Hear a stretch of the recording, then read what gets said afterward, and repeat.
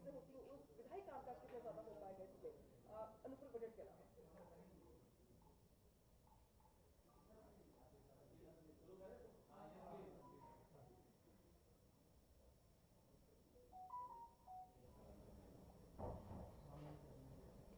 आज परिषद में माननीय मुख्यमंत्री योगी आदित्यनाथ की अध्यक्षता में जो महत्वपूर्ण फैसले लिए हैं उसमें से एक किसानों के हित में फैसला लिया है। विभिन्न परिस्थितिकीय संसाधनों द्वारा कीट रोग नियंत्रण की योजना के संदर्भ में प्रदेश में प्रतिवर्ष लगभग खरपतवार आज से 15 से 20% क्षति होती है। 30% जो क्षति होती है उसमें 26% रोगों से, 30% कीटों से, 7% भंडारण के कीटों से, 6% चूहों तथा 8% अन्य कारक उसके भीतर शामिल हैं। इनके लिए एक फसलों से होने वाली क्षति को कम किए जाने के लिए 2022-23 से लेकर के 2026-27 तक के लिए आज मंत्री परिषद ने एक योजना की स्वीकृति दी है। अगले 5 वर्षों में हम लोग इस पर 192 करोड़ 57,75,000 रुपए की धनराशि तय की जाएगी। इस वित्तीय वर्ष में 34 करोड़ 17 लाख रुपए से का किसानों को इसमें लाभ दिया जाएगा। विशेष रूप से कृषि रक्षा रसायन और बायो पेस्टिसाइड्स के प्रयोग के लिए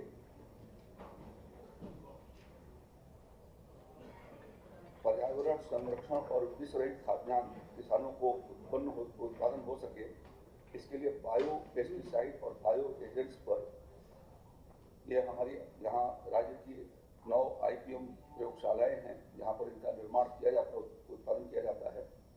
उसमें 75% अनुदान पर उनको उपलब्ध कराया जाएगा, जिसमें ट्राइकोडर्मा और ब्यूवेरिया बेसियाना और बायो एजेंट्स शामिल हैं।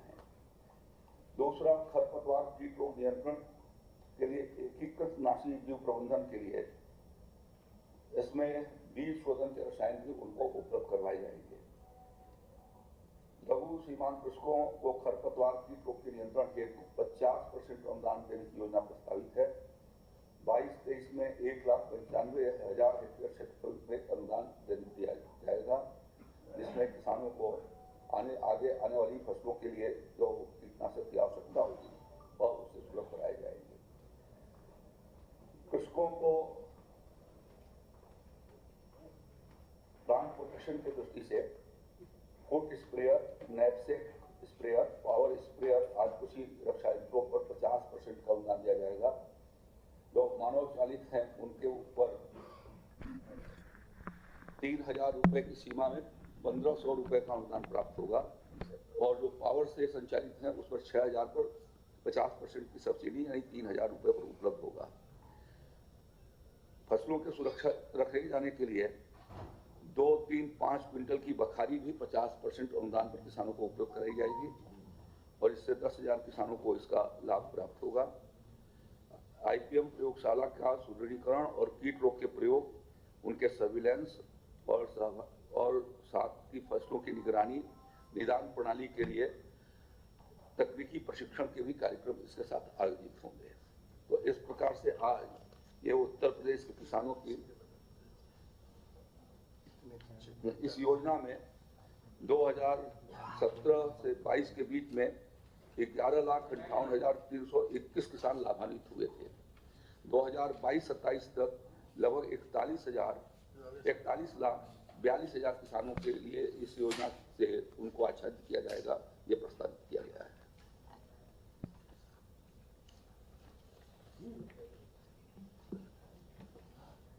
नगर विकास विभाग का एक प्रस्ताव, एक नहीं बल्कि 12 प्रस्ताव पास हुए हैं, जिनमें 4 नए नगर निकायों के, नगर पंचायतों के गठन का प्रस्ताव था, जिसमें कुशीनगर की मथौली, देवरिया जिले की हेतिमपुर जो माननीय शाही जी के क्षेत्र में आता है, इनका बहुत आग्रह भी था, अयोध्या की माँ कामाख्या, ये गांव सुनवा है लेकिन वहाँ चूंकि माँ कामाख्या का प्रसिद्ध मंदिर है इसलिए माँ कामाख्या के नाम पे इस निकाय का नाम, नगर पंचायत का नाम रखा जा रहा है। फर्रुखाबाद की संकिसा, इस प्रकार 4 नगर निकायों का, नगर पंचायतों का नया गठन हो रहा है। और आपको याद होगा कि जुलाई के पहले 734 नगर निकाय हुआ करते थे, जिनमें 19 नए जुड़े और एक रामनगर बनारस का रद्द हुआ तो 752 रह गए थे। और आज के 4 निकायों के साथ, नवगठित निकायों के साथ कुल संख्या 756 हो जाती है। जहां विस्तार हुआ है उनमें पुनः देवरिया, माननीय शाही जी का यहाँ भी बहुत इंटरेस्ट था और इनकी काफी मार्गदर्शन मिला। उसमें देवरिया का नगर पालिका परिषद का हम लोगों ने सीमा विस्तार किया है और अलीगढ़ नगर निगम की सीमा का भी विस्तार किया गया है।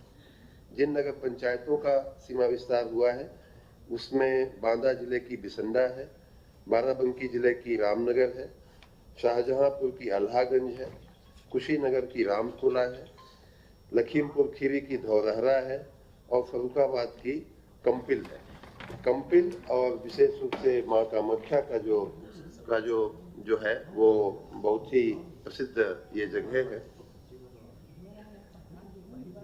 हाँ, मतलब पुरानी एक संकिसा भी एक पुरातन सिटी है। कंपिल, जैसा मैंने कहा कि एक प्राचीन और पर्यटन के स्थल हैं। अयोध्या की मां कामाख्या बहुत ही प्रसिद्ध मंदिर है। तो इन 3 विशेष क्षेत्रों के विकास और सामान्य रूप से शहरीकरण की प्रक्रिया को, माननीय मुख्यमंत्री जी की मंशा अनुसार शहरीकरण की प्रक्रिया को तेज करने के लिए, और आप सबको मालूम है कि देश के और प्रदेश की अर्थव्यवस्था में शहरी क्षेत्रों का बहुत योगदान होता है।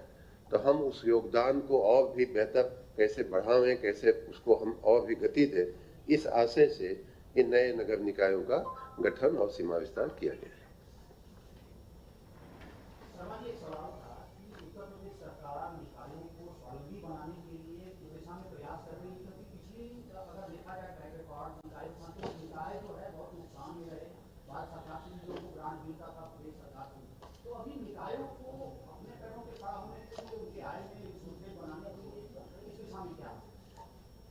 निकायों को हर प्रकार से उनकी कैपेसिटी, उनकी क्षमता में वृद्धि करने का चौतरफा प्रयास किया जा रहा है।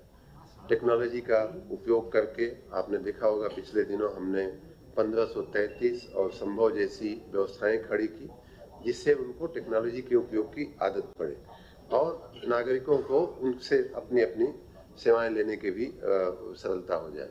उसी प्रकार उनके जो वित्तीय प्रबंधन का काम है, उनकी कर्मचारियों की ट्रेनिंग का काम है। कल ही हमने प्रदेश के सभी नगर निकायों के जो अधिशासी अधिकारी हैं उनका एक पूरे दिन का ट्रेनिंग वर्कशॉप हमने रखा है। तो ये सब प्रक्रिया हमने शुरू किया है, जिसके अच्छे परिणाम आने वाले दिनों में मिलेंगे।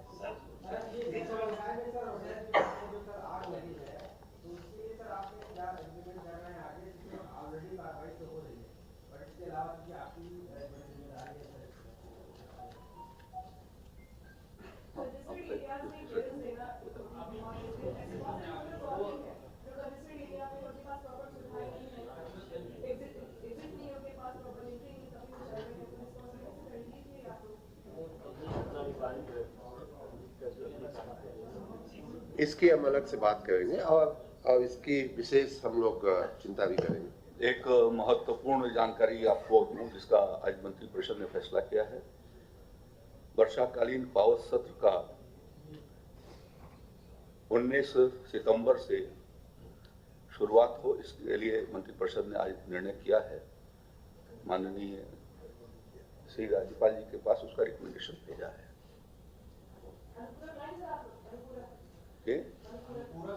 अब ये इंतजार करिए सब, आप एक ही दिन में क्यों पूछ लेना चाहते हैं? Thank you sir. धन्यवाद आप सबको। सर उसकी तैयारी डायरेक्टर कर रहा है। क्या बिजनेस कॉन्ट्रैक्ट होगा ये अभी सब